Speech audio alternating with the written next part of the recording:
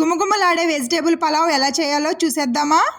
Hi friends, ఎలా ఉన్నారు? బాగున్నారా? నేను మీ దివ్య. మన వీడియోస్ మిస్ కాకుండా ఉండాలంటే లైక్ చేసి సబ్స్క్రైబ్ చేయండి.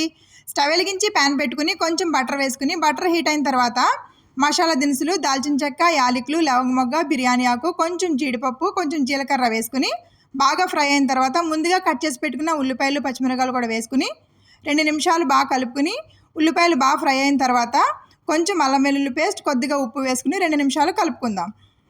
ఇప్పుడు ముందుగా కట్ చేసి పెట్టుకున్న టమాటా ముక్కలు కూడా వేసి టమాటాలోంచి వాటర్ అంతా ఉడికిన తర్వాత కొద్దిగా పసుపు వేసి మరి ఒకసారి కలుపుకుని కట్ చేసి పెట్టుకున్న క్యారెట్, బీన్స్, గ్రీన్ బఠానీ, బంగాళదుంప వేసుకుని 2 నిమిషాలు అటు ఇటు కలుపుకుని 5 నిమిషాల పాటు మగ్గించుకోవాలి.